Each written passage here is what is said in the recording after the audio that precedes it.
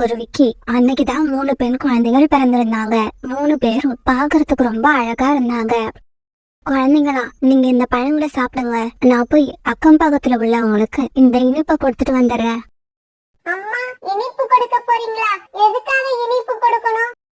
நீங்க 3 பேரும் நல்லபடியா முட்டையில இருந்து வெளியே வந்தீங்கல்ல, அந்த சந்தோஷத்துலதான் நான் இப்ப எல்லாருக்கும் ஸ்வீட் கொடுக்க போறேன்.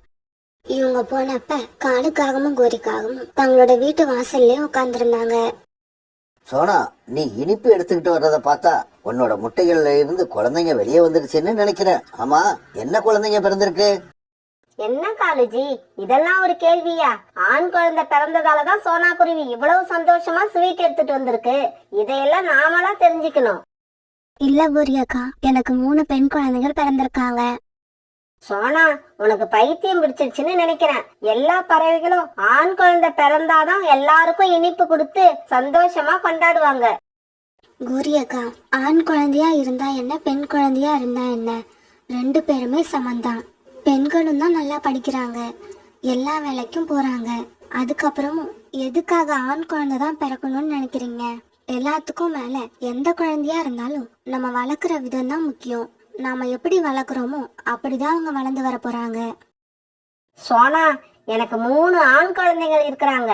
இன்னும் கொஞ்சம் வளர்ந்து 3 பேரும் சம்பாதிக்க ஆரம்பிச்சா எங்க குடும்பம் எவ்வளவு முன்னேறும். ஆனா நீ உன்னோட 3 குழந்தைங்களுக்கும் வயிறார சாப்பாடு போடுறதுக்கே உன்னோட வாழ்நாள் சரியா போயிடும். கோரி அக்கா, முதல்ல இந்த இனிப்பை எடுத்து வாயில போடுங்க. என்னோட குழந்தைங்களை நான் எப்படி வளர்க்குறேன்னு பொறுத்திருந்து பாருங்க. இப்படி சொன்ன சோனா குருவி தன்னுடைய வீட்டுக்கு திரும்பி வந்தது. இப்படியே சில நாட்கள் நகர்ந்துச்சு. இங்க பாருங்க குழந்தைங்களா, கஷ்டப்படாம எதுவுமே கிடைக்காது. எந்த ஒரு காரியத்தை செய்யறதுக்கு முன்னாடி இது நல்லதா கெட்டதான்னு ஒரு தடவைக்கு 4 தடவை யோசிக்கணும். நல்லதுன்னு நம்ம மனசுக்கு பட்டுச்சுன்னா எவ்வளவு எதிர்ப்பு வந்தாலும் அதை செய்ய தயங்கவே கூடாது. கெட்டதுன்னு தெரிஞ்சா அது மூலமா நமக்கு எவ்வளவு நன்மைகள் வந்தாலும் அதை நம்ம செய்யவே கூடாது. பெரியவங்களுக்கு மரியாதை கொடுக்கணும், கஷ்டப்படுறவங்கள பார்த்து இறக்கப்படணும். அம்மா, நாங்க 3 பேரும் நீங்க சொன்னபடியே நடந்துப்போம். ஆமா அம்மா, நீங்க நினைக்கிற மாதிரியே ஒரு உண்மையான பறவையா, நல்ல பறவையா வாழ்ந்து காட்டுவோம். அம்மா, எங்களுக்கு பறக்க கத்து தரேன்னு சொன்னீங்களே, எப்ப கத்து கொடுக்க போறீங்க?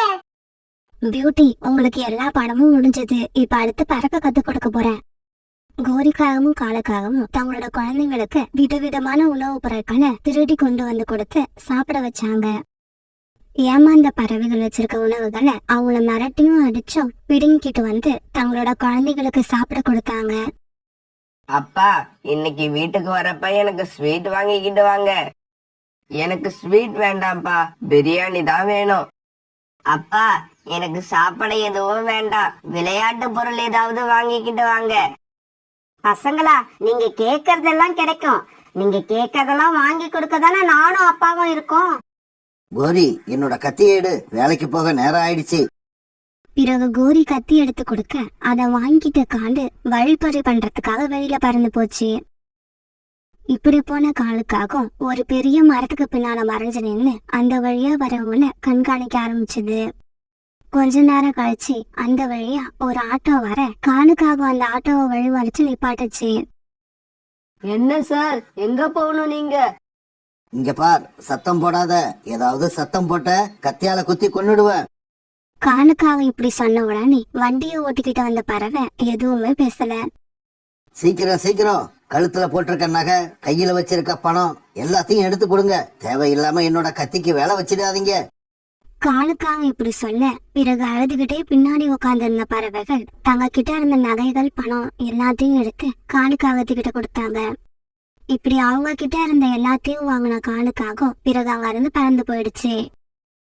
என்னோட நகையெல்லாம் போயிடுச்சு, நான் என்ன பண்ணுவேன்? நான் என்னோட பேத்தி கல்யாணத்துக்காக கொஞ்சம் கொஞ்சமா சேர்த்து வச்சிருந்த பணம், இந்த பணத்தை புடுங்கிட்டு போன அந்த திருடன் நல்லாவே இருக்க மாட்டான். அவன் குடும்பமே நாசமா போயிடும். இவங்க இப்படி இங்க அழுதுகிட்டு இருக்க காலுக்காக ரொம்ப சந்தோஷமா தனக்கு தேவையான ஸ்வீட், பிரியாணி, விளையாட்டு சாமான்கள் எல்லாத்தையும் வாங்கிக்கிட்டு தன்னோட வீட்டுக்கு போச்சு. குழந்தைங்களா, நீங்க 3 பேரும் மூச்சை நல்லா தம் கட்டிக்கிட்டு ரெக்கைய நல்லா வீசி பறக்க ஆரம்பிக்கணும். நீங்க கொஞ்ச தூரம் பறந்து போங்க, அம்மா உங்க பின்னாடியே வர. பிறகு 3 பேரும் அம்மா சொன்னபடியே மெதுவா பறக்க ஆரம்பிச்சாங்க. அத பார்த்து சந்தோஷப்பட்ட சோனா குருவி அவங்க பின்னாடியே பறந்து போச்சு. இப்படி கொஞ்ச தூரம் பறந்ததுக்கு அப்புறம் குழந்தைங்க நல்லா உற்சாகமாகி வேக வேகமா பறக்க ஆரம்பிச்சாங்க. தன்னோட குழந்தைங்க முதல் தடவையிலேயே இப்படி நல்லா பறக்க ஆரம்பிச்சதை பார்த்து மகிழ்ச்சியான சோனா குருவி அவங்க பின்னாலேயே பறந்து போய்கிட்டு இருந்தது. பிறகு தன்னோட வீட்டுக்கு போன சோனா குருவி தன்னோட குழந்தைகள் 3 பேருக்கும் சாப்பிட உணவு எடுத்து கொடுத்தது. குழந்தைகளும் அந்த உணவை சீக்கிரமா சாப்பிட்டு முடிச்சாங்க. பசங்களா, நீங்க இப்ப பறக்க கத்துக்கிட்டீங்க. அடுத்து உங்களுக்கு பிடிச்ச தொழில் என்னங்கிறதையும் நீங்களே முடிவு பண்ணுங்க. நீங்க எந்த தொழில கத்துக்க விரும்புறீங்கன்னு அம்மா கிட்ட சொல்லுங்க. கோரி, இன்னைக்கு ஜம்ஜம் ஆட்டோவை வழிமறிச்சு தான் கொள்ளையடிச்சேன். நான் எதிர்பார்த்ததை விட அதிகமாவே வசூலாயிடுச்சு. பணத்தை பறி கொடுத்த பறவைகள் என்னங்க பண்ணுனாங்க? அவங்களா கண்ணீர் விட்டு அழுதாங்க, கதறினாங்க. ஆனா நான் எதையுமே கண்டுக்கல. அங்கிருந்து பறந்து வந்துட்டேன். அப்பா, யாராவது அழுதா அவங்கள பார்த்து நாம இறக்கப்பட வேண்டாமா? அவங்களுக்கு உதவி செய்ய கூடாதா? இங்க பாருங்க பசங்களா, நம்மளோட வாழ்க்கையில இறக்கம் உதவி அப்படிங்கிற பேச்சுக்கே இடம் கிடையாது. மனச கல்லு மாதிரி வச்சுக்கணும். அப்பதான் நாம நம்மளோட வாழ்க்கையில சந்தோஷமா இருக்க முடியும். சோனா குருவியோட ஒரு பொண்ணு வீடு கட்டுற வேலையில ரொம்பவும் ஆர்வமா இருந்தது. அந்த வேலைய ரொம்பவும் ஈஸியா கத்துக்குச்சு. அடுத்த பொண்ணு விவசாயத்துல ரொம்பவும் ஈடுபாடா இருந்தது. சோனா குருவி வீட்டுக்கும் பக்கத்துல இருந்த வயல்ல நெற்பயிர் விவசாயம் பண்ண ஆரம்பிச்சது. கடைசி பொண்ணு துணிகள் தைக்கிறதுல ரொம்ப ஈடுபாடா இருந்ததால தையல் வேலைய கத்துக்க ஆரம்பிச்சது. சோனா குருவியோட பொண்ணுங்க 3 பேரும் தங்களுடைய வேலைய ரொம்பவும் ஆர்வமா செய்ய ஆரம்பிச்சாங்க. இப்படியே சில நாட்கள் நகர்ந்துச்சு. சொந்த காட்டுல யாருக்கிட்டையும் நிறைய செல்வம் இல்லாதால காலுக்காக ஒரு நாள் பக்கத்து காட்டுக்கு திருட போச்சு. ஆனா அந்த வீடு ஆந்தைகளோட வீடுன்னு காலுக்காகத்துக்கு தெரியல. திருடுறதுக்காக வீட்டுக்குள்ள போன காலுக்காக திருடிட்டு வெளியே வரும்போது ஒரு ஆந்தை கண் விழிச்சிருச்சு. அந்த ஆந்தை போட்ட சத்தத்தால மீதி இருந்த ஆந்தைகளும் எழுந்திருக்க காலுக்காகத்துக்கு தர்ம அடி கிடைச்சது. இந்த காகத்துக்கு என்ன துணிச்சல் இருந்தா நம்ம வீட்லயே திருட வந்திருக்கோம். நம்ம வீட்ல திருட வந்த காகம் இனி எந்த வீட்லயும் திருடவே கூடாது. அதோட 2 ரெக்கையையும் உடைச்சு போடுங்க. இப்படி சொன்ன ஆந்தைகள் எல்லாம் சேர்ந்து காலுக்காகத்தோட ரெக்கைகளை அடிக்க காலுக்காகத்தோட 2 ரெக்கையும் செயலிருந்து போயிடுச்சு. இப்படி அடிபட்டு அழுதுகிட்டு இருந்த காகத்தை ஆந்தைகள் தூக்கி வெளியில போட்டாங்க. இந்த விஷயம் தெரிஞ்ச கோரிக்காகமும் அவங்க பசங்களும் சேர்ந்து அடிபட்டு கிடந்த காலுக்காகத்தை தங்களோட வீட்டுக்கு கொண்டு வந்தாங்க. காலேஜி, நீங்க எதுக்காக ஆந்தைங்க வீட்டுல திருட போனீங்க? ஆந்தைங்களை பத்தி நமக்கு தான் ஏற்கனவே தெரியுமே. கோரி, எனக்கு அது பணக்கார வீடுன்னு மட்டும்தான் தெரியும். அந்த வீட்டுல ஆந்தைங்க வாழ்றாங்கன்னு எனக்கு தெரியாது. எனக்கு இப்படி அடிபட்டது கூட வருத்தம் இல்ல கோரி. இதுக்கப்புறம் என்னால பறக்க முடியாது. மத்தவங்க உதவியை எதிர்பார்த்துதான் நான் காலம் பூரா வாழ்ந்தாகணும். அதை நினைச்சாதான் எனக்கு ரொம்பவும் வருத்தமா இருக்கு. காலுக்காக இப்படி சொன்ன உடனே பசங்க 3 பேரும் ஒருத்தர் முகத்தை ஒருத்தர் பாத்துக்கிட்டாங்க. அப்பா, இது வரைக்கும் எங்களுக்காக நீங்க சம்பாரிச்சுக்கிட்டு வந்தீங்க. இதுக்கப்புறம் எங்க செலவுக்கு யார் பணம் கொடுப்பா? என்னடா இப்படி கேக்குற? நீதான் வீட்டுக்கு மூத்த மகன். நீ தானே இனிமே பொறுப்பா சம்பாதிச்சு கொண்டு வரணும். அம்மா, இவ்வளவு பேருக்கு என்னால சம்பாரிச்சுக்கிட்டு வந்து சாப்பாடு போட முடியாது. அண்ணனே இப்படி சொன்னா நான் என்ன பண்ண முடியும்? நான் அண்ணனை விட சின்னவன் தானே. நான் தான் எல்லாரையும் விட சின்னவன். எனக்கு சம்பாதிக்கவே தெரியாது, சாப்பாடு தான் தெரியும். அம்மா, நான் கடற்கரைக்கு பக்கத்துல உள்ள காட்டுக்கு போக போறேன். அங்கேயும் நிறைய காகங்கள் வாழ்றாங்கன்னு கேள்விப்பட்டேன். என்னோட வாழ்க்கையை நான் அங்கேயே அமைச்சுப்பேன். டேய், இப்படி எல்லாம் சொல்ல உனக்கு வெக்கமா இல்ல? உங்க அப்பா அடிபட்டு பறக்க முடியாம அழுதுகிட்டு படுத்திருக்காரு. நீ என்னடான்னா வீட்டை விட்டு எங்கேயோ உள்ள காட்டுக்கு போக போறேன்னு சொல்ற. இப்படி சொல்ல உனக்கு எப்படிடா மனசு வந்தது? அம்மா, நம்மளோட வாழ்க்கையில இறக்கம் உதவிங்கிற பேச்சுக்கே இடம் கொடுக்க கூடாது. மனச கல்லு மாதிரி வச்சுக்கணும். அப்பதான் நாம நம்ம வாழ்க்கையில நல்லா இருக்க முடியும். இதையெல்லாம் நீங்களும் அப்பாவும் தானே எங்களுக்கு சொல்லி கொடுத்தீங்க. அண்ணா அண்ணா, நீ எங்க போனாலும் என்னையும் கூப்பிட்டுக்கிட்டு போயிடு. நானும் இந்த வீட்டுல வாழ விரும்பல. இப்படி சொன்ன மூத்த பையன் தம்பியையும் அழைச்சுக்கிட்டு காலுக்காகத்தோட வீட்டை விட்டு வெளியே பறந்து போயிட்டான். மறுநாள் பொழுது விடிஞ்சிச்சு. காலுக்காக திருட போன இடத்துல இப்படி அடிப்பட்ட விஷயம் காட்டுல உள்ள எல்லா பறவைகளுக்கும் தெரிஞ்சிருச்சு. நம்ம காட்டுல இவ்வளவு நாள் திருட்டு போயிட்டு இருந்ததுக்கு காரணமே காலுக்காகம் தான். ஆமா, நான் கூட இப்பதான் கேள்விப்பட்டேன். இது என்னால நம்பவே முடியல. அடுத்தவங்க வயிற்றுல கொட்டிக்கிட்ட காலுக்காகத்துக்கு இதுதான் சரியான தண்டனை. கோரி, எனக்கு ரொம்ப குளிருது. ஒரு போர்வை இருந்தா எடுத்து கொடு. காலுஜி, இது வரைக்கும் நீங்க திருடிட்டு வந்த எல்லா பணத்தையும் குழந்தைங்களுக்காக தான் செலவு பண்ணணும். ஆனா நல்ல விஷயங்கள் எதுவுமே நாம நம்ம குழந்தைங்களுக்கு சொல்லி கொடுக்கல. அதனாலதான் இப்படி கஷ்ட காலத்துல குழந்தைங்க நம்மளை விட்டு பிரிஞ்சு போய் இன்னும் கஷ்டத்தை கொடுக்கறாங்க. இருங்க, சோனாக்குரு வீட்டுல போய் ஒரு போர்வை இருந்தா வாங்கிட்டு வரேன். சோனாக்குரியோட பெரிய பொண்ணு ஒரே நாள்ல பெரிய வீட்டை கட்டி முடிக்கிற அளவுக்கு அந்த வேலையை நல்லா கத்துக்கிட்டா. ரெண்டாவது பொண்ணு தான் விவசாயம் செஞ்ச வயல்ல நிறைய நெற்பயிர்களை விளைவிச்சு பெரிய சாதனையே பண்ணிட்டா. மூணாவது பொண்ணு இப்ப குளிர்காலங்கிறதால ஸ்வெட்டர், மங்கி கேப், போர்வை இப்படிப்பட்ட துணிகளை நிறைய தச்சு வியாபாரம் பண்ண ஆரம்பிச்சா. சோனாக்குருவி வீட்டுக்கு வந்த கோரிக்காக அழுதுகிட்டே இப்படி சொல்லுச்சு. சோனா, எனக்கு ஒரு போர்வை இருந்தா கொடு. காலு இப்ப ரெக்கையில காயம்பட்டு பறக்க முடியாம வீட்லயே படுத்திருக்காரு. இந்த சமயத்துல உதவ வேண்டிய மூத்த பசங்க 2 பேருமே வீட்டை விட்டு ஓடிட்டாங்க. நீ சொன்னது உண்மைதான் சோனா. பசங்களா பொண்ணுங்களாங்கிறது முக்கியம் இல்ல, நாம அவங்களை எப்படி வளர்க்கறோங்கிறது தான் முக்கியம். இந்தாங்க கோரி அக்கா, இந்த போர்வைகளை எடுத்துட்டு போங்க. இது என்னோட கடைசி பொண்ணு தச்சது. அப்புறம் இப்போ உங்க வீட்டுல இருக்கிற சின்ன பையனையாவது நல்ல விஷயங்களை சொல்லி கொடுத்து நல்ல பறவையா உருவாக்குங்க. பிளாக்கி, நம்ம காதலை பத்தி உங்க அம்மா கிட்ட பேசனியா இல்லையா? அப்படி நானும் எவ்வளவா பேசி பார்த்துட்டேன். அவங்க ஒத்துக்கவே மாட்டேங்கிறாங்க. நீங்க எந்த வேலைக்கும் போகாம வெட்டியா ஊரை சுத்திக்கிட்டு இருக்கீங்களா? உங்களுக்கு என்ன கல்யாணம் பண்ணி கொடுத்தா நீங்க என்ன சந்தோஷமா வச்சிருக்க மாட்டீங்களா? இதையெல்லாம் எங்க அம்மாவுக்கு யாரு சொன்னாங்கன்னு தெரியல. ஆனா எங்க அம்மா அதையெல்லாம் நம்பிக்கிட்டு உங்களை பத்தி பேச்சு எடுத்தாலே வேண்டான்னு ஒரே வார்த்தையில சொல்லிடுறாங்க. உங்க காட்டுல இந்த மாதிரி அடுத்தவங்க விஷயத்துல தேவையில்லாம தலையிடுறது 2 பேரு தான். ஒன்னு சோனா ஆண்டி, இன்னொன்னு புறா அங்கிள். இவங்களை தவிர வேற யாரும் இந்த மாதிரி காரியத்தை செய்யவே மாட்டாங்க.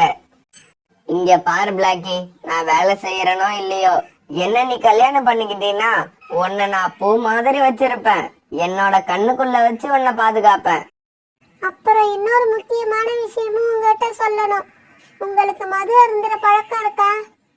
பிளாக்கி, நீ சொல்றதையெல்லாம் பார்த்தா உனக்கே என்ன கல்யாணம் பண்ணிக்க இஷ்டம் இல்லைன்னு நினைக்கிறேன். அப்படி ஒரு எண்ணம் உன் மனசுல இருந்தா சொல்லிடு. இதுக்கப்புறம் நான் உன்னை பார்க்க வரமாட்டேன். இல்ல பப்ளு, அப்படியெல்லாம் இல்ல. நான் எங்க அம்மா சொன்னதை உங்ககிட்ட சொன்னேன். மத்தபடி நான் உங்க மேல ரொம்ப அன்பு வச்சிருக்கேன். இங்க பாரு பிளாக்கி, நம்ம நாட்டுல யார் குடிக்கல? எல்லாருமே குடிக்கிறாங்க. ஆனா கண்டிப்பா நான் ஒரு குடிகாரன் கிடையாது. ஏதோ ஒரு பார்ட்டி ஃபங்க்ஷன் வந்தா மட்டும்தான் சாப்பிடுவேன். பப்ளு, நீங்க இவ்வளவு ஓப்பனா பேசுறது எனக்கு ரொம்ப பிடிச்சிருக்கு. எனக்கு கல்யாணம்னு ஒண்ணு நடந்தா அது உங்க கூட தான் நடக்கும். நதியில தண்ணீர் குடிச்சிட்டு வீட்டுக்கு திரும்பி போயிட்டு இருந்த சோனாக்குருவி பப்ளுவும் பிளாக்கியும் ஒன்னா உட்காந்து பேசிக்கிட்டு இருக்கத பார்த்துட்டு நேரா கோரிக்காக வீட்டுக்கு போச்சு. கோரி அக்கா, நான் சொன்னதெல்லாம் பிளாக்கி கிட்ட நீங்க சொன்னீங்களா இல்லையா? பிளாக்கி இப்பவும் அந்த பப்ளு கூட ஒன்னா உட்காந்து பேசிக்கிட்டு இருக்கா. சோனா, நானும் எவ்வளவோ சொல்லி பார்த்துட்டேன். அவ என் பேச்ச காதுல வாங்கவே இல்ல. அந்த பப்ளு என் பொண்ணுக்கு என்னதான் மந்திரம் போட்டான்னு தெரியல. பப்ளு, நான் கிளம்புறேன். வீட்டை விட்டு வந்து ரொம்ப நேரம் ஆயிடுச்சு. இப்படி சொன்ன பிளாக்கி பிறகு தன்னுடைய வீட்டை நோக்கி பறந்து போக ஆரம்பிச்சா. அந்த காட்டுல வாழ்ந்து வந்த கோரிக்காகத்துக்கு பிளாக்கி ஒரே பொண்ணு. தன்னுடைய கணவர் காலுக்காகத்தோட மறைவுக்கு அப்புறம் ரொம்பவும் கஷ்டப்பட்டு தான் பொண்ணு பிளாக்கிய வளர்த்து வந்துச்சு கோரிக்காகம். பிளாக்கி, இவ்வளவு நேரம் எங்க போயிட்டு வர? அம்மா, நான் உங்ககிட்ட பொய் சொல்ல விரும்பல. பப்ளுவை பார்க்க தான் போயிருந்தேன். பிளாக்கி, உனக்கு எத்தனை தடவை சொல்றது அவன் சரியில்லைன்னு? அவனை கல்யாணம் பண்ணனா நீ சந்தோஷமா இருக்க முடியாது. சோனாண்டி, அவனை கல்யாணம் பண்ணிக்க போறது நான். பப்ளு நல்லவனா இருந்தாலும் சரி, கெட்டவனா இருந்தாலும் சரி, அவனை நான் தானே கல்யாணம் பண்ணிக்க போறேன். அவன் ஒருவேளை கெட்டவனா இருந்தா அழிஞ்சு போக போறது என்னோட வாழ்க்கை தானே, உங்களோட வாழ்க்கை இல்லையே. பிளாக்கி, ரொம்ப தெளிவா பேசுறேன்னு நினைச்சுக்கிட்டு முட்டாள்தனமா பேசுற. பப்ளு ஏழைங்கிறதாலையும் அவனுக்கு வேலை இல்லைங்கிறதாலையும் அவனை நான் வேண்டான்னு சொல்லல. அவன்கிட்ட குடிப்பழக்கம் இருக்கு. குடிப்பழக்கம் இல்லாதவன் ஏழையா இருந்தாலும் சரி, வேலை இல்லாம இருந்தாலும் சரி, அவன் என்னைக்காவது ஒரு நாள் வாழ்க்கையில முன்னேறிடுவான்னு அவன் மேல நம்பிக்கை வைக்கலாம். ஆனா குடிப்பழக்கம் உள்ளவன் எவ்வளவு பெரிய பணக்காரனா இருந்தாலும் சரி, என்னைக்காவது ஒரு நாள் எல்லாத்தையும் இழந்து நடு ரோட்டுக்கு வந்துடுவான். அவன் மட்டும் வர்றதோட இல்ல, அவனை நம்பி இருக்கிறவங்களையும் நடுத்தருக்கு கொண்டு வந்துருவான். ஐயோ சோனா ஆண்டி, ஒரு பார்ட்டி ஃபங்க்ஷன்னா ஆம்பளைங்க இப்ப எல்லாம் குடிச்சுதானே ஆகணும். அதுதான் இப்ப ஃபேஷன். இங்க பாரு பிளாக்கி, எந்த ஒரு விசேஷமா இருந்தாலும் சரி, பண்டிகையா இருந்தாலும் சரி, அன்னைக்கு குடிச்சாதான் சந்தோஷம் எவன் ஒருத்தன் நினைக்கிறானோ அவன் கண்டிப்பா குடிகாரன் தான். அம்மா, பப்ளு தெரிஞ்சிடுவாங்கிற நம்பிக்கை எனக்கு இருக்கு. அப்படி ஒண்ணும் பப்ளு மோசமான குடிகாரன் கிடையாது. அம்மா, என்ன புரிஞ்சுக்கோங்க. என் மேல ரொம்ப அன்பு செலுத்துறான். என்னால அவனை மறக்க முடியாது. நான் கல்யாணம்னு ஒண்ணு பண்ணனா பப்ளுவை தான் கல்யாணம் பண்ணுவேன். இதுதான் என்னோட ஒரே கடைசி முடிவு. கோரி அக்கா, பிளாக்கி கிட்ட இதுக்கு மேல நான் பேசுறதுக்கு எதுவும் இல்ல. பிளாக்கி கேடு தெரிஞ்சுக்கிற பொண்ணு இல்ல, அனுபவிச்சு தெரிஞ்சுக்கிற பொண்ணு. என்னை மன்னிச்சிடுங்க, நான் கிளம்புறேன். இப்படி சொன்ன குருவி பிறகு கோரிக்காக வீட்டை விட்டு பறந்து போச்சு. பிளாக்கி, உன்னோட வாழ்க்கை எப்படி இருக்கணும்னு நீயே முடிவு பண்ணிட்ட. இதுக்கப்புறம் நான் என்ன சொன்னாலும் நீ கேட்க போறதில்ல. உன்னோட வாழ்க்கை உன்னோட இஷ்டப்படியே நடக்கட்டும். அந்த பப்ளு உன்னை எப்ப வேணாலும் நம்ம வீட்டுக்கு வந்து கல்யாணம் பண்ணி அழைச்சிக்கிட்டு போகலாம். இதை கேட்ட பிளாக்கிக்கு ரொம்பவும் சந்தோஷமாயிடுச்சு. மறுநாள் பொழுது விடிஞ்சிச்சு. பிறகு மறுநாளே பப்ளு பிளாக்கிய கல்யாணம் பண்ணி அழைச்சிட்டு போக ஊர்வலமா வந்தான். இவங்க 2 பேருக்கும் அந்த காட்டுல கல்யாணமும் நடந்து முடிஞ்சது. பப்ளு, அப்பா இல்லாம என்கிட்ட ரொம்பவும் செல்லமா வளர்ந்த பொண்ணு. உன் மேல ரொம்பவும் உயிரையே வச்சிருக்கிறா. அவளுக்காகவாவது இதுக்கப்புறம் நீ பழையபடி இல்லாம உன்னை கொஞ்சம் மாத்திக்க. அத்தை, நீங்க கவலைப்படாதீங்க. என்னை பத்தி நீங்க கேள்விப்பட்டது ஓரளவு உண்மைதான். இருந்தாலும் கூடிய சீக்கிரமே என்ன நான் மாத்திக்க முயற்சி பண்றேன். அப்புறம் பப்ளு கல்யாணம் பண்ணி பிளாக்கிய தன்னோட காட்டுக்கு அழைச்சிட்டு போனான். என்ன பப்ளு இது? கல்யாணம் ஆகி முதல்ல உன்னோட வீட்டுக்கு வந்திருக்க. காஞ்ச தானியங்களை எனக்கு உணவா கொடுக்கற. எனக்காக கொஞ்சம் பழங்கள் வாங்கி வச்சிருக்க கூடாதா? பிளாக்கி, உனக்காக பழங்கள் வாங்கி வச்சிருந்தேன். அதை என்னோட ஃப்ரெண்ட்ஸ் ஆசைப்பட்டு எடுத்து சாப்பிட்டுட்டாங்க. இன்னைக்கு ஒரு நாள் இந்த தானியங்களை சாப்பிட்டு எனக்காக அட்ஜஸ்ட் பண்ணிக்க. அப்புறம் என்ன, வீட்டு ஜன்னல் எல்லாம் உடைஞ்சிருக்கு. பிளாக்கி, இந்த காலத்துல சொந்த வீடு வச்சிருக்கிறதே பெருசு. இதுல நீ என்னடான்னா ஜன்னல் சரியில்லை, கதவு சரியில்லைன்னு பேசிக்கிட்டு இருக்க. பப்ளு கிட்ட இவ்வளவு பெரிய சொந்த வீடு இருக்கிறது பிளாக்கிக்கு ரொம்ப நம்பிக்கையையும் தெம்பையும் கொடுத்தது. கொஞ்சம் கொஞ்சமா இந்த பப்ளுவை எப்படியாவது நல்ல மனுஷனா மாத்தணும். குடிப்பழக்கத்திலிருந்து வெளியில கொண்டு வந்துட்டா அப்புறம் நமக்கு எந்த கவலையும் இல்ல.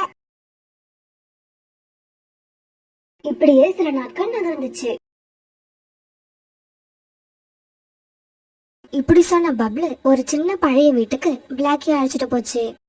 பப்ளு, இந்த வீடு ரொம்பவும் மோசமா இருக்கு. இதுல இருக்கவே எனக்கு பிடிக்கல. கொஞ்ச நாள் தானே பிளாக்கி, அட்ஜஸ்ட் பண்ணிக்க. நம்ம வீடு வேலை முடிஞ்ச உடனே நாம அங்க போயிடலாம். இப்படி சொன்ன பப்ளு பிறகு வீட்டை விட்டு வெளியே பறந்து போச்சு. வீட்டுல எல்லா வேலையும் முடிச்ச பிறகு வெளியில வந்து கொஞ்ச நேரம் பிளாக்கி உட்காந்தது. அந்த சமயம் பிளாக்கி கிட்ட வந்த மோட்டு சித்தி இப்படி பேச ஆரம்பிச்சது. நீதான் பப்ளுவோட மனைவியா? உன் பேர் என்ன? ஆமாக்கா, நான் தான் பப்ளுவோட மனைவி. என் பேரு பிளாக்கி. ஆமா, எதுக்காக இருந்த சொந்த வீட்டை வித்துட்டு இந்த வாடகை வீட்டுக்கு வந்திருக்கீங்க? பப்ளு தன்னோட சொந்த வீட்டை வித்துருச்சுன்னு மோட்டு சித்தி சொன்ன உடனே பிளாக்கிக்கு ரொம்பவும் அதிர்ச்சியா இருந்தது. இல்லக்கா, எனக்கு தெரியாது. பப்ளு அந்த வீட்டை வித்துட்டாரா? ஆமாம் பிளாக்கி, ஏற்கனவே அந்த வீட்டை சேட்டுக்கிட்டு அடகு வச்சு பப்ளு நிறைய பணம் வாங்கியிருந்தானா. பணத்தையும் திருப்பி கொடுக்கல, அதுக்கான வட்டியும் கட்டல. அதனால சேட்டு மேல கொஞ்சம் பணத்தை கொடுத்து அந்த வீட்டை அவர் பேருக்கு எழுதி வாங்கிட்டாரு. இந்த விஷயத்த கேள்விப்பட்ட பிளாக்கிக்கு மனசு ரொம்பவும் கஷ்டமா இருந்தது. தன்னோட கூட்டுல படுத்து மௌனமா அழ ஆரம்பிச்சது. அன்னைக்கு சாயங்காலம் பப்ளு வீட்டுக்கு வரும்போது நிறைய குடிச்சிட்டு வந்தான். பிளாக்கி, சீக்கிரமா சாப்பாடு எடுத்து வை. சாப்பாடு எடுத்து வைக்கிறேன். அதுக்கு முன்னாடி நான் கேக்குற கேள்விக்கு பதில் சொல்லுங்க. நம்மளோட சொந்த வீட்டை வித்துட்டீங்கன்னு கேள்விப்பட்டேன். என்னது, நம்மளோட சொந்த வீடா? என்னோட வீடுன்னு சொல்லு. ஆமா, அந்த வீட்டை வித்துட்டேன். இப்ப அதுக்கு என்ன பண்ண போற? வீட்டை எப்படி வித்தனோ அதே மாதிரி இன்னொரு வீட்டை வாங்குற திறமை என்கிட்ட இருக்கு. என்னங்க, நான் உங்களையே நம்பி வந்திருக்கேன். நீங்க நம்ம வீட்டை வித்ததை கேள்விப்பட்டு என் மனசு எவ்வளவு தெரியுமா கஷ்டப்படுது. இதை கேட்கறதுக்கு எனக்கு உரிமை இல்லையா? அப்படி உன் மனசு கஷ்டப்பட்டா உங்க அம்மா கிட்ட போய் பணம் வாங்கிக்கிட்டு வா. புதுசா ஒரு வீட்டை வாங்கிடலாம். அதை விட்டுட்டு ஏன் வித்தீங்க, எதுக்கு வித்தீங்கன்னு கேள்வி எல்லாம் கேட்காத. இப்படி சொன்ன பப்ளு அப்படியே தன்னோட கூட்டுல படுத்து தூங்க ஆரம்பிச்சது. இப்படியே சில நாட்கள் நகர்ந்துச்சு. வீட்டை வித்த பணம் கையில இருந்த வரைக்கும் தினமும் குடிச்சிட்டு வந்த பப்ளு பணம் எல்லாம் தீர்ந்து போனதுக்கு அப்புறம் கொஞ்ச நாள் குடிக்காம இருந்தது. பணத்துக்கு என்ன பண்ணலாம்னு பல வழிகள்ல யோசிச்சுக்கிட்டு இருந்தது. என்னங்க, ஏன் என்னமா போல இருக்கீங்க? உங்க மனசுல என்ன இருக்குன்னு என்கிட்ட சொல்லுங்க. நான் உங்க மனைவிங்க. உங்களோட சந்தோஷத்துல மட்டும் இல்ல, உங்க துன்பத்திலயும் எனக்கு பங்கு இருக்கு. பிளாக்கி, இப்ப நான் மாறிட்டேன். ஏதாவது பிசினஸ் பண்ணி சம்பாதிக்கணும்னு ஆசைப்படுறேன். ஆனா இந்த சமயம் பார்த்து என் கையில பணம் இல்ல. பணத்துக்கு என்ன பண்றதுன்னு தான் இப்ப யோசிச்சுக்கிட்டு இருக்கேன். பப்ளுவோட பேச்சு நம்மள பிளாக்கி இப்படி பேச ஆரம்பிச்சது. நீங்க இப்படி மாறிட்டீங்கன்னா எனக்கு அதை விட வேறு சந்தோஷமே இல்லைங்க. கவலைப்படாம இருங்க. நாளைக்கு எங்க அம்மா கிட்ட போய் ஏதாவது பணம் கிடைக்குமான்னு கேட்டு பார்த்துட்டு வரேன். இப்படி சொன்ன பிளாக்கி மறுநாள் காலையில தன்னோட அம்மாவை பார்க்க வீட்டுக்கு போச்சு. பிளாக்கி, நீ சொல்றதெல்லாம் உண்மையா? பப்ளு உண்மையிலேயே மாறிட்டானா? இப்பெல்லாம் குடிக்கிறது இல்லையா? ஆமாம்மா, உண்மையிலேயே இப்பெல்லாம் குடிக்கிறது இல்ல. இப்ப நாம ஏதாவது பணம் கொடுத்து உதவுனா கண்டிப்பா பப்ளு நிறைய சம்பாதிச்சு முன்னுக்கு வந்துருவாரு. பிளாக்கியோட பேச்சை கேட்ட கோரியும் தான் கிட்ட இருந்த கொஞ்சம் பணத்தை கொடுத்தது. பிளாக்கி, இந்த பணத்தை வச்சு நீங்க முன்னேறி வந்துட்டீங்கன்னா நான் ரொம்பவும் சந்தோஷப்படுவோம்மா. இப்படி தன்னோட அம்மா கிட்ட இருந்து வாங்கிட்டு வந்த பணத்தை பிளாக்கி பப்ளு கிட்ட கொடுத்தது. பிளாக்கி, நமக்கு இன்னையில இருந்து நல்ல காலம் பிறந்துருச்சு. கூடிய சீக்கிரம் நாம நல்ல நிலைமைக்கு வந்துருவோம். அப்படி வந்துட்டா உங்க அம்மா கிட்ட வாங்கின இந்த பணத்தை கூட திருப்பி கொடுத்துடலாம். இப்படி சொன்ன பப்ளு பிறகு அந்த பணத்தை எடுத்துக்கிட்டு பறந்து போச்சு. இப்படி பறந்து போன பப்ளுக்காகவும் நேரா ஆண்டங்க நடத்துற மது கடைக்கு போச்சு. இப்படி போன பப்ளு தன்னோட மனைவி பிளாக்கிய பத்தின நினைப்பு கொஞ்சம் கூட இல்லாம மதுவை வாங்கி குடிக்க ஆரம்பிச்சது. பிறகு ராத்திரி ஆச்சு. பிசினஸ் ஆரம்பிக்க போறேன்னு சொல்லி பணத்தை வாங்கிட்டு போன பப்ளு இது வரைக்கும் வீட்டுக்கு திரும்பல. பப்ளுவை எதிர்பார்த்து சாப்பிடாம காத்திருந்த பிளாக்கி அப்படியே கூட்டுல படுத்து தூங்க ஆரம்பிச்சிடுச்சு. பப்ளு வீட்டுக்கு வந்து இன்னையோட 1 வாரம் ஆயிடுச்சு. பிளாக்கி தினமும் உணவு சாப்பிட்டதோ இல்லையோ, ஆனா தினமும் அழுதுகிட்டே இருந்தது. தன்னோட அம்மா கோரிக்காகவும் சோனா ஆண்டி இவங்க எல்லாம் வேண்டாம்னு சொல்ல பிடிவாதமா பப்ளுவை கல்யாணம் பண்ணதை நினைச்சு பிளாக்கியோட மனசு ரொம்பவும் கஷ்டப்பட்டது. ஆனா இப்ப வருத்தப்பட்டு என்ன பண்ணியும் காணம் கடந்து போய் இருந்தது. இப்படி கொஞ்ச நாள் வீட்டுக்கே வராம இருந்த பப்ளு திடீர்னு ஒரு நாள் சாயங்காலம் வீட்டுக்கு வந்தது. பிளாக்கி, தயவு செய்து என்ன தப்பா நினைக்காத. பிசினஸ் ஆரம்பிக்கிறதுக்கான எல்லா ஏற்பாட்டையும் பண்றதுக்கு கொஞ்ச நாள் ஆயிடுச்சு. அதனாலதான் என்னால வர முடியல. அப்புறம் பாரு, கடைசி நேரத்துல இன்னும் கொஞ்சம் பணம் தேவைப்படுது. உன்னை தொல்லை பண்ணாம அந்த பணத்துக்கு நானே ஏற்பாடு பண்ணலாம்னு பார்த்தேன். ஆனா முடியல. அதனால தயவு செய்து உங்க அம்மா கிட்ட போய் கொஞ்சம் பணம் வாங்கிக்கிட்டு வா. இதுதான் நாம உங்க அம்மா கிட்ட வாங்குற கடைசி பணமா இருக்கும். பப்ளு வாயிலிருந்து வர்றது எல்லாமே போய் பப்ளு நடிச்சு நம்மள நல்லா ஏமாத்துதுங்கிறது பிளாக்கிக்கு இப்ப தெளிவா புரிஞ்சிருச்சு. இங்க பாரு பப்ளு, இதுக்கப்புறம் எங்க அம்மா கிட்ட போய் என்னால பணம் கேட்க முடியாது. அப்புறம் நான் கேட்டாலும் கொடுக்கறதுக்கு அவங்க கிட்ட பணம் இல்ல. அதனால நீ எந்த பிசினஸும் ஆரம்பிக்க வேண்டாம். ஏதாவது கூலி வேலைக்கு போ. தனியா போக கஷ்டமா இருந்தா சொல்லு, நானும் உன் கூட வரேன். இதை தவிர நமக்கு வேற வழியே இல்ல. கூலி வேலைக்கு போன பப்ளுவை பார்த்து பிளாக்கி சொன்ன உடனே பப்ளுக்கு ரொம்ப கோபம் வந்துருச்சு. அந்த கோபத்துல பப்ளு பிளாக்கிய ஓங்கி ஒரு அறை விட்டது. இங்க பாரு பிளாக்கி, வர வர உனக்கு வாய் ரொம்ப அதிகமாயிடுச்சு. யார பார்த்து கூலி வேலைக்கு போக சொல்ற? இங்க பார், நான் நாளைக்கு வருவேன். அதுக்குள்ள நீ உங்க அம்மா கிட்ட இருந்து பணம் வாங்கிட்டு வந்து வச்சிருக்கணும். இல்லன்னா உன்னை என்ன பண்ணுவேன்னு எனக்கே தெரியாது. இப்படி கோபமா சொன்ன பப்ளு பிறகு வீட்டை விட்டு பறந்து போச்சு. பிறகு கொஞ்ச நாள் தன்னோட நிலைமையை நினைச்சு வீட்டுக்குள்ள அழுதுகிட்டே உட்கார்ந்திருந்த பிளாக்கி பிறகு கண்ணை தொடச்சுக்கிட்டு தைரியமா ஒரு முடிவு எடுத்தது. இப்படி முடிவெடுத்த பிளாக்கி தன்னோட அம்மா கோரிக்காக வீட்டு நோக்கி பறந்து போச்சு. நடந்தது எல்லாத்தையும் கேள்விப்பட்ட கோரிக்காகவும் கண்ணீர் விட்டு அழுது. அம்மா, அழ வேண்டிய நானே அழாம இருக்கேன். நீங்க ஏன் அழுவுறீங்க? அழாதீங்க. அடுத்தது என்ன செய்யறதுன்னு யோசிப்போம். இந்த சமயத்துல பிளாக்கி அம்மா வீட்டுக்கு வந்த செய்தியை கேள்விப்பட்ட சோனா குருவி அங்க வந்தது. சோனா குருவிய பார்த்த பிளாக்கி தன்னோட தவற உணர்ந்து எதுவுமே பேசாம தலையை குனிஞ்சுக்கிட்டு உட்கார்ந்து. பிளாக்கி, உனக்கு அட்வைஸ் பண்ணி நான் நேரத்தை வீணாக்க விரும்பல. நீ என் கூட கிளம்பி வா. அடுத்து நீ என்ன பண்ணணும்னு நான் சொல்றேன். இப்படி சொல்லிட்டு தான் வேலை செய்யற கடைக்கு பிளாக்கியையும் அழைச்சிட்டு போச்சு. சார், இந்த பொண்ணு எனக்கு ரொம்ப தெரிஞ்ச பொண்ணுதான், நல்லா படிச்சிருக்கா. நீங்க கேஷ் கவுண்டருக்கு ஒரு பறவை வேணும்னு கேட்டீங்கல்ல, அதுக்காக தான் இங்க அழைச்சிட்டு வந்தேன். மேனேஜர் கிட்ட எப்படி சொல்ல சொன்னா குருவி பிறகு அந்த வேலையையும் பிளாக்கிக்கு வாங்கி கொடுத்தது. சோனா, என் பொண்ணுக்கு நீ செஞ்ச உதவியை நான் மறக்கவே மாட்டேன். ஆண்டி, என்ன மன்னிச்சிடுங்க.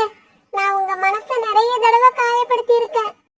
பிளாக்கி, பழைய கதையெல்லாம் விட்டு தள்ளு.